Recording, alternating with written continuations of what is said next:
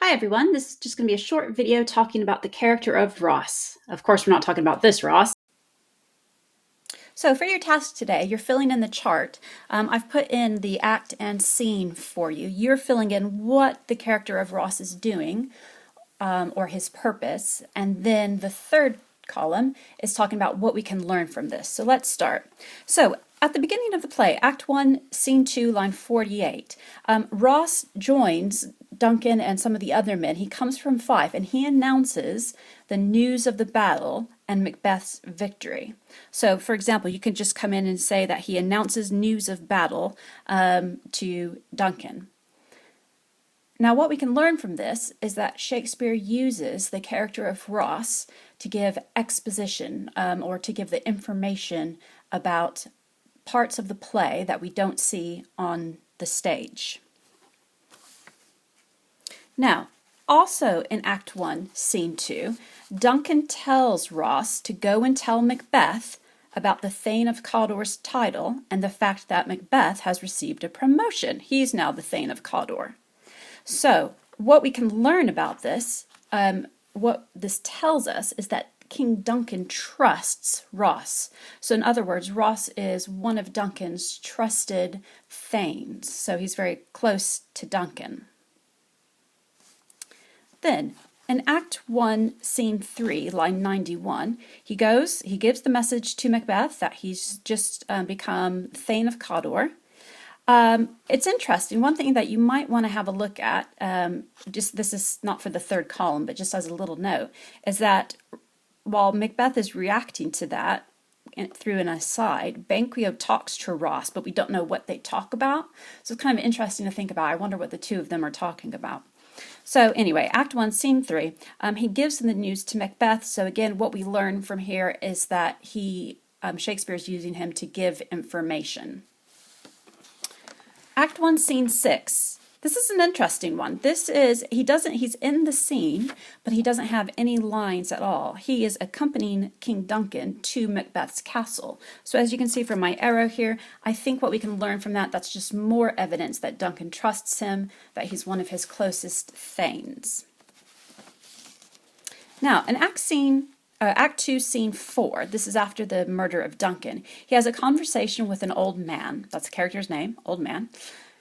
And he's commenting on all of the strangeness that has been happening, a lot of natural imagery, different things in nature, etc. And he comments that it's against nature still.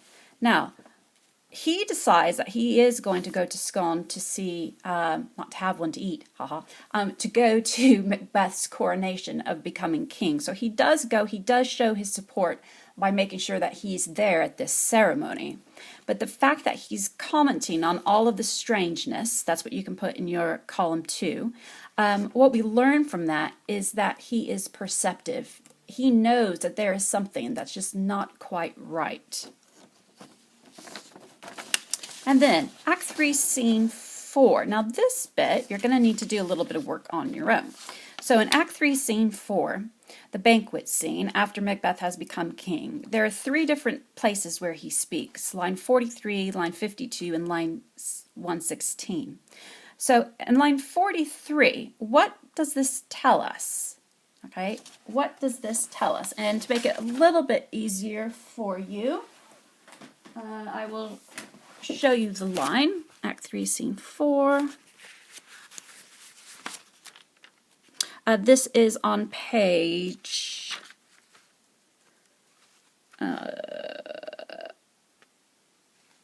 68. Nope. Okay, page 69. Ross says, his absent sir lays blame upon his promise. Now, he's talking about Banquo not being there. His absent sir lays blame upon his promise. Please, your highness, to grace us with your royal company. So here he is asking Macbeth to sit back down, because of course Macbeth has stood up once he sees the ghost of Banquo. What do you think this tells us? And I'll give you a hint. One of the answers that you've already written down for column 3 will work for that. Now, he also says in line 52, gentlemen, rise, his highness is not well.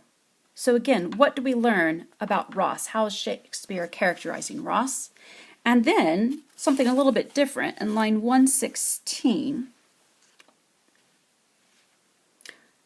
Ross has been listening very closely. We have a conversation here about Macbeth is talking about how he doesn't understand himself and everything's quite strange, that he's afraid. And he's speaking to Lady Macbeth, but Ross jumps in and says, "What sights, my lord?"